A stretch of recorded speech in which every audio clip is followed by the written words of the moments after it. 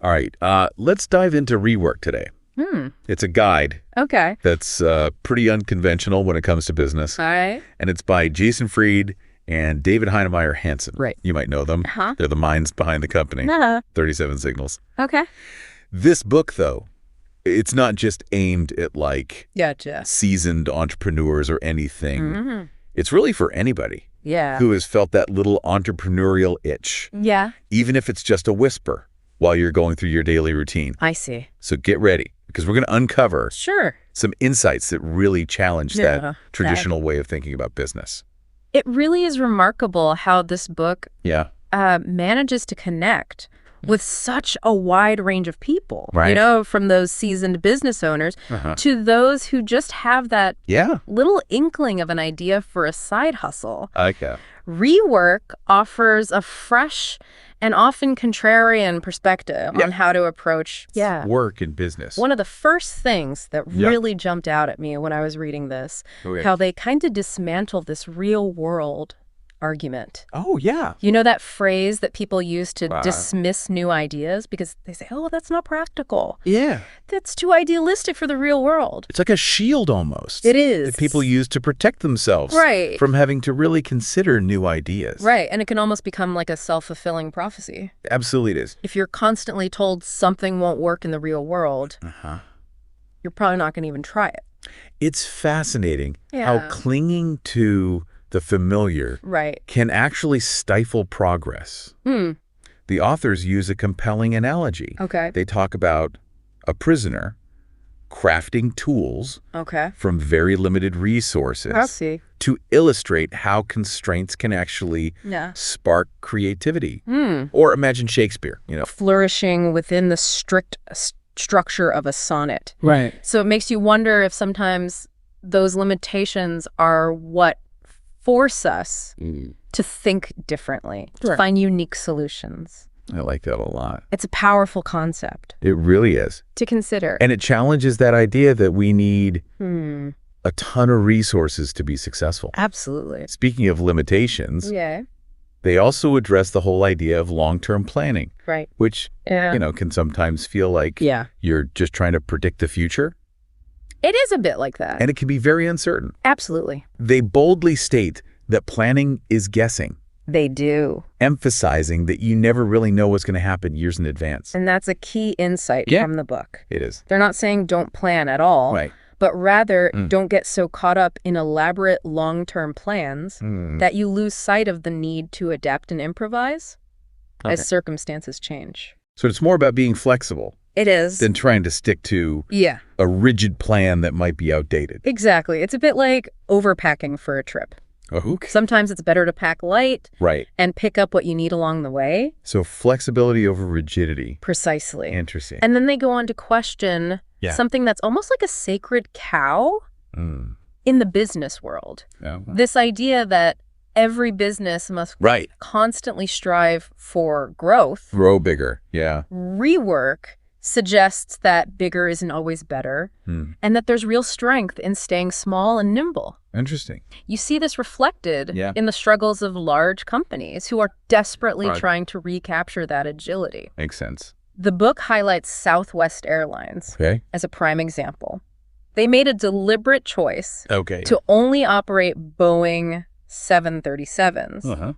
Now, this might seem limiting at first glance, but it leads to streamlined maintenance, lower costs, makes sense, and ultimately a competitive advantage. So by focusing their efforts, they're able to streamline their operations and make things more efficient. A powerful lesson It is. in the benefits of focus. Definitely. And it seems like staying focused is a recurring theme here. It is a thread that runs throughout the book. Now, let's shift gears a little bit and talk about something that I think resonates with a lot of people. All right. And that's this idea of workaholism. Fried and Heinemeier Hansson really challenge this myth of the heroic overworker. You know, the one who's always putting in crazy hours. Always on the grind. Right. They argue that this actually leads to diminished productivity. Yeah. And, you know, ultimately a lower quality of life. It's not sustainable in the long run. It's not. Right. And they suggest that by prioritizing reasonable working hours, you actually end up with better focus and better outcomes. They make this clever analogy to working on a plane. Right. Where you're disconnected from the internet. Right. Distractions, and you can really get into that deep focused work. It's a good point, because sometimes, when I'm on a plane, I do feel like I can get a lot more done. It's that enforced period of uninterrupted time. Exactly. That allows for that deep focus. It makes you wonder if our always-on culture is actually preventing us. It's a question worth pondering. From doing our best work. Absolutely.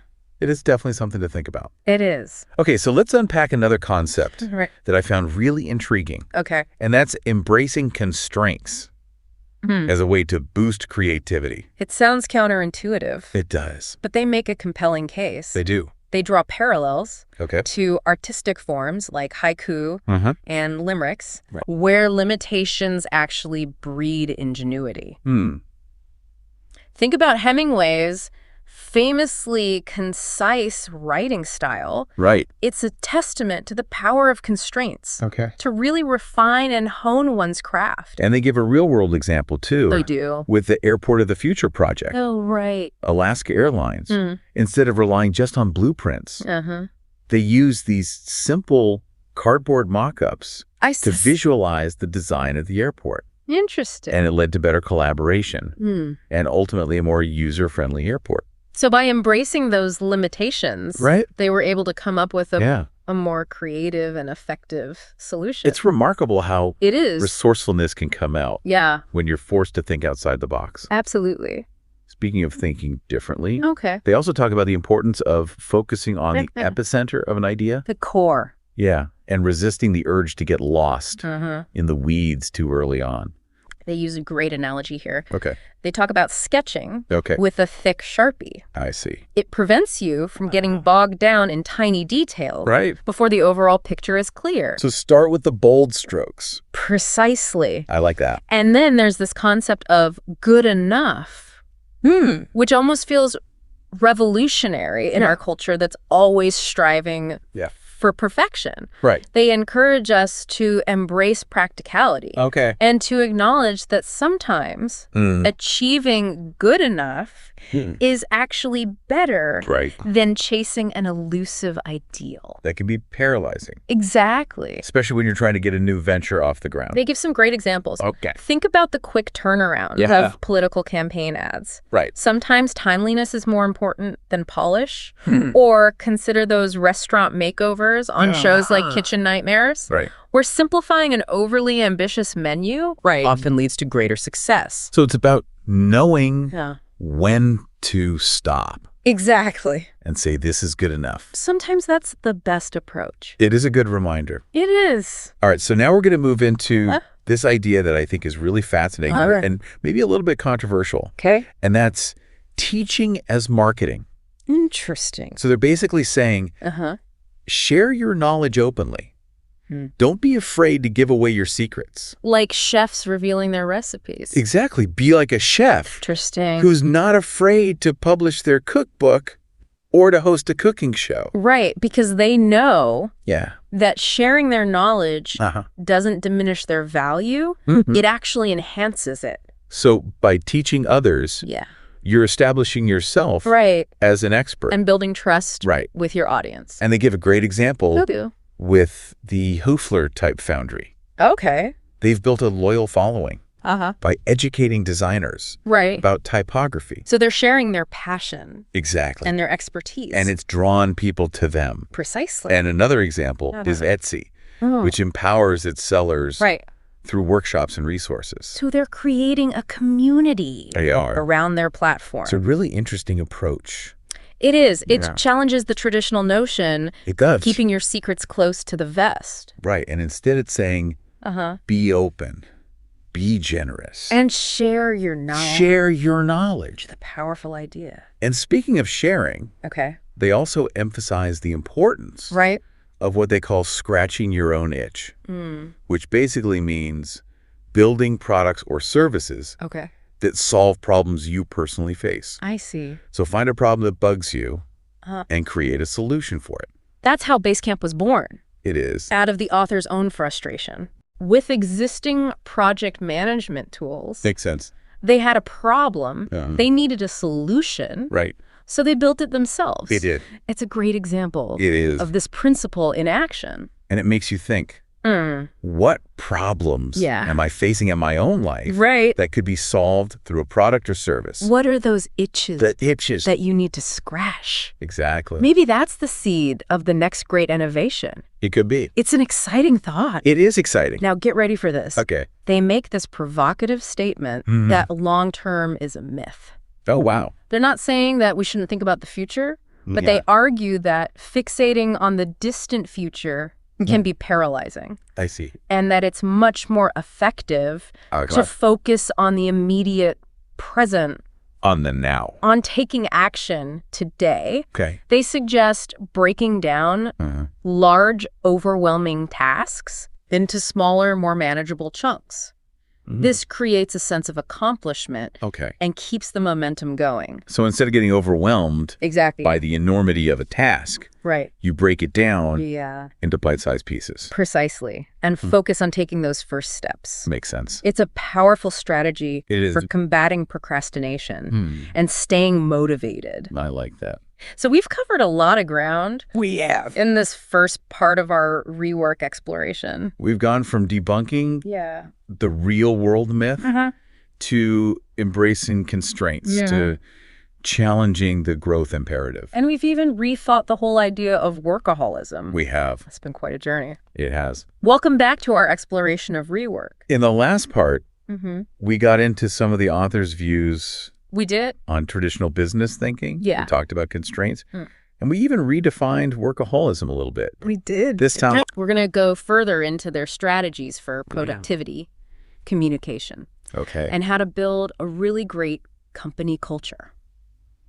It's fascinating how they approach these topics. It is. So let's start with their unique approach to decision-making. They advocate for making decisions swiftly. Even if they're not perfect. I see. They argue that postponing decisions creates this backlog of unresolved issues. Right. It's like putting things off just makes them pile up. Exactly. And it hinders progress. Right. It's almost like you're creating more work for yourself. It is. It's like letting dishes pile up in the sink. Right. The longer you wait, the harder it is to tackle them. They encourage replacing that phrase. Oh, okay. Let's think about it with, let's decide on it. Interesting. It's a subtle shift in language, but it emphasizes commitment. To action. Exactly. I like that. They highlight how accumulating choices creates a sense of inertia. It's like you get stuck. You do. It's like trying to push a car that's stuck in mud. The more you delay, the harder it gets. Precisely. And they identify interruptions as the ultimate productivity killer. The archenemy of focus. They say that to do really meaningful work, you need extended periods of uninterrupted time. They compare it to reaching REM sleep. You can't just jump into that restorative state. Right. You need that uninterrupted rest. Exactly. And similarly, reaching that flow state where you're completely immersed in a task requires dedicated blocks of time. Free from distraction. Precisely. They bring up that analogy of working on an airplane again. Where you're detached from the digital world. And you can really dive deep into your... It's a compelling argument. It is. For creating those pockets of uninterrupted time. In our lives. Yeah. Which is hard. It is a challenge. It's getting harder and harder. Especially in our hyper-connected world. And this leads us to their critique of meetings. Oh, yes. Which they often see as a huge waste of time and resources. They do the math and illustrate this point with a striking calculation. For every hour-long meeting with 10 participants, you're essentially sacrificing 10 hours of potential individual productivity. That's a good point. It makes you reconsider every meeting.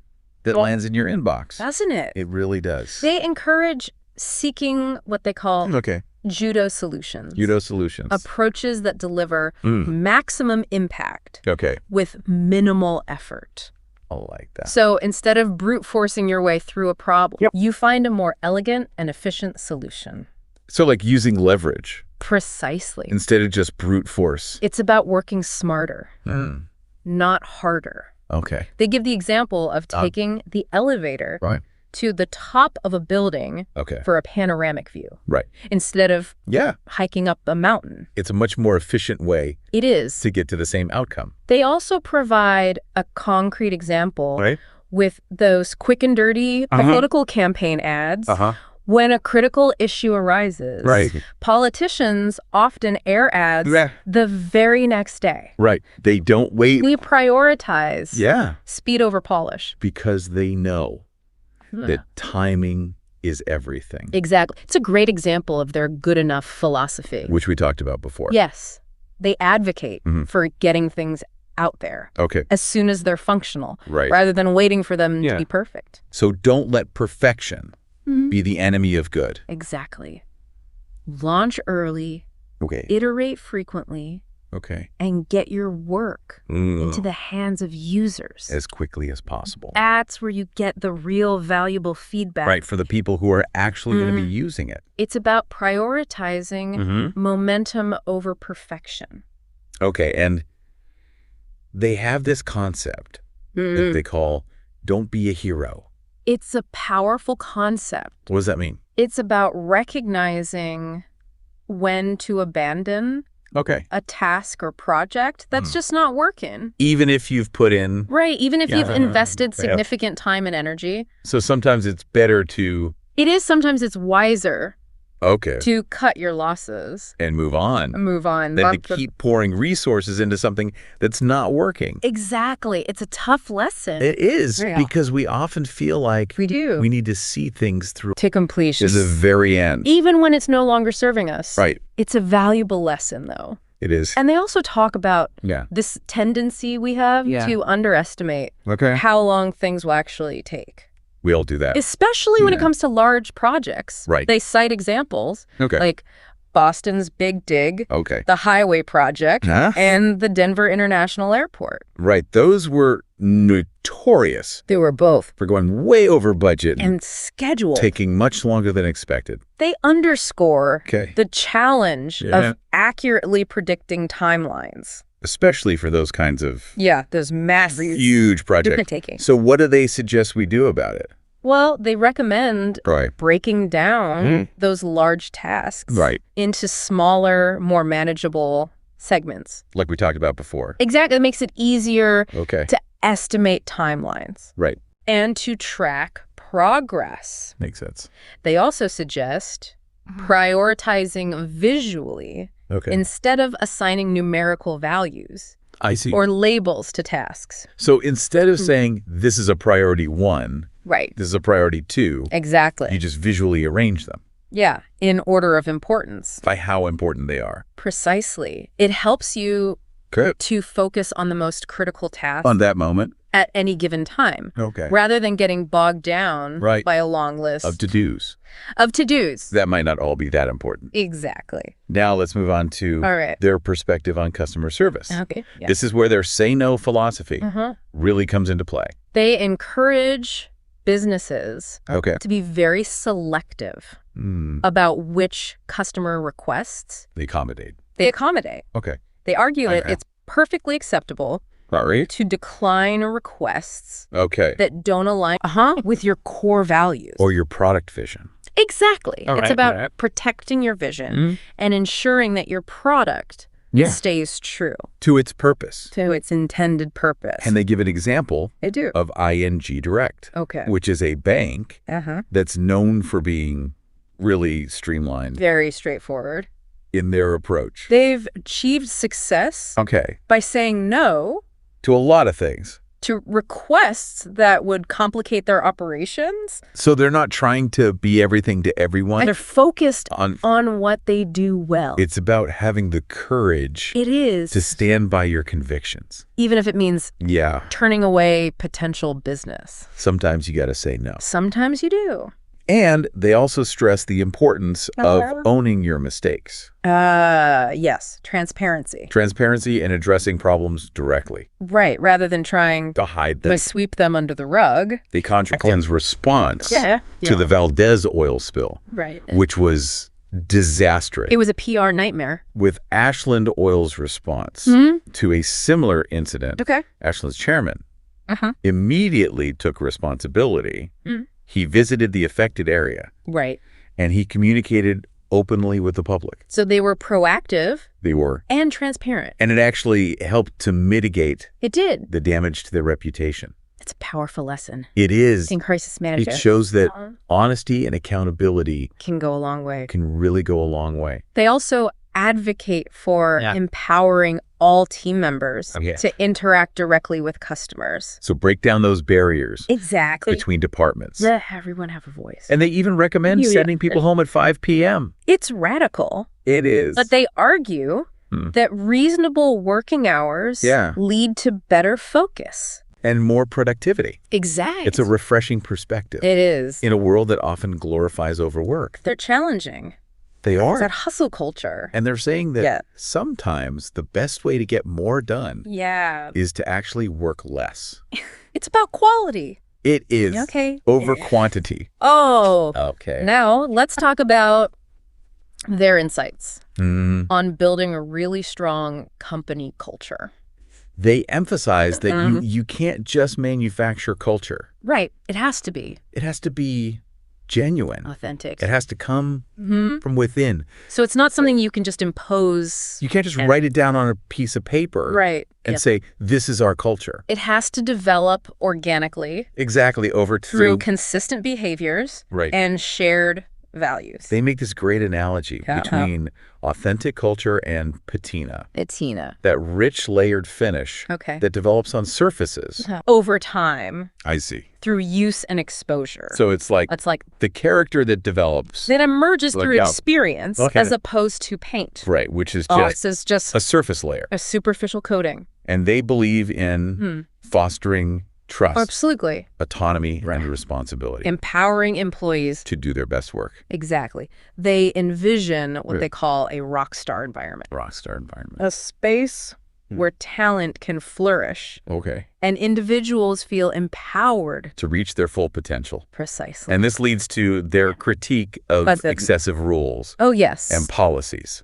They see those as organizational scar tissue. Organizational scar tissue, that's a good one. It's a vivid image. It is. They argue that policies often arise from overreactions. To isolated incidents. Exactly. So instead of addressing the root cause of the problem, you just create. Yeah, you slap a Band-Aid on it. A Band-Aid. In the form of a policy. And they say that that creates unnecessary bureaucracy. And it stifles and hinders innovation. So instead of having all these rules, they advocate for a more flexible, a more trusting approach. Okay. Where you empower employees to make decisions, to take ownership, and to be responsible. Precisely. For their own work. They also caution against using inflammatory language. Okay. Like need. Okay. And can't. They argue that these words often conceal assumptions and create a sense of artificial urgency. So it's about being more mindful of the language that we use. And the impact it has. On others. Exactly. And we're back for the final part of our Rework Deep Dive. We've covered a lot of ground. We have from productivity to customer service to company culture. Right. This time we'll tackle competition. Finding your niche. All right. And building something truly great. So to kick things off, let's address the elephant in the room. Competition. Competition, exactly. Yeah, right. Now, Fried and Hansson, they have a rather unique take on this. They urge us to basically ignore it. Ignore competition. Ignore it, that's right. That's definitely not what you typically hear. No, it goes against the conventional wisdom. So why do they say that? Well, they argue that focusing too much on your rivals can become an unhealthy obsession. I see. It can create stress. Right. And it can distract you. From what really matters. Exactly, from your customers and from your craft. And they also point out that the competitive landscape is always changing.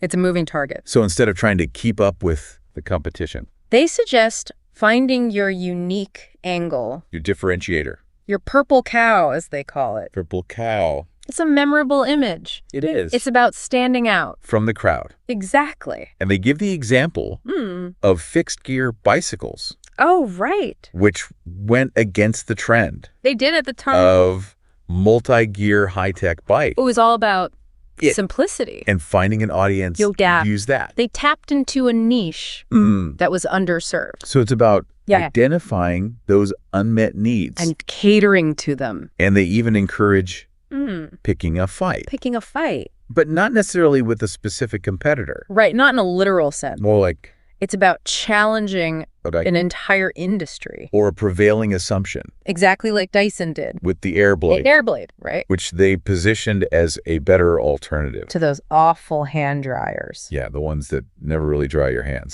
So it's about disrupting the status quo. And doing it confidently. And now, for something that might seem a little counterintuitive. Okay. Don't copy. Interesting. So we're often told to learn from our competitors. Emulate success. Right.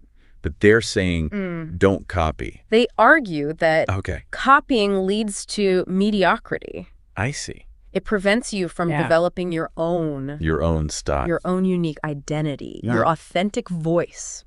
They say to seek inspiration from a variety of sources. Not just within your industry? Like a musician. Who draws inspiration from literature. Or a chef who experiments with techniques from different cultures. It's about cross-pollination of ideas. Leading to something truly original.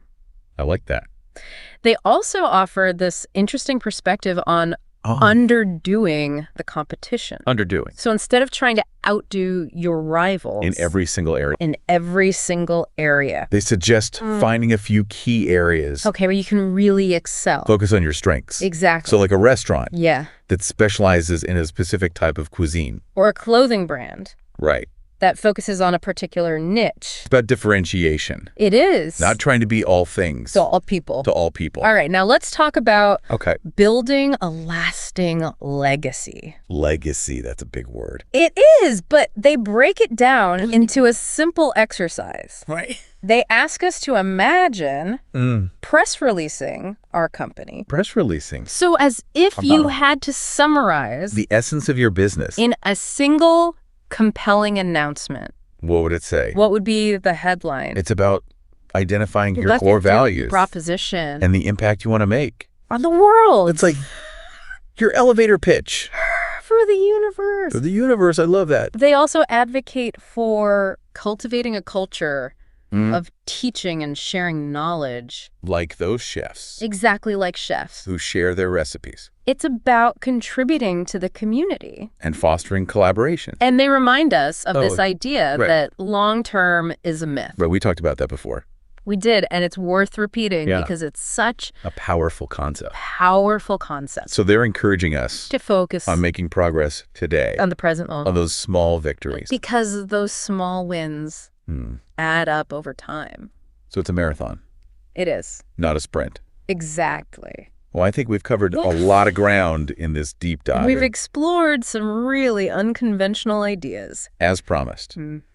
Here's that 10-point summary. Okay. To help you remember the key takeaways from Rework. I'm ready. Number 1, ignore the real-world myth. Okay. And embrace constraints. To spark creativity. 2, ditch rigid long-term planning. And prioritize flexibility. 3, question the growth imperative. 4, reject workaholism. 5, begin with the core of your idea. 6, embrace good enough solutions. 7, launch early and iterate often. 8, share your expertise openly. 9, hire only when absolutely necessary. 10, cultivate a culture of trust and autonomy. It's a great list. We hope this deep dive has sparked some new ideas and inspired you to approach your work with a fresh perspective. Until next time. Keep learning, keep questioning, and keep creating.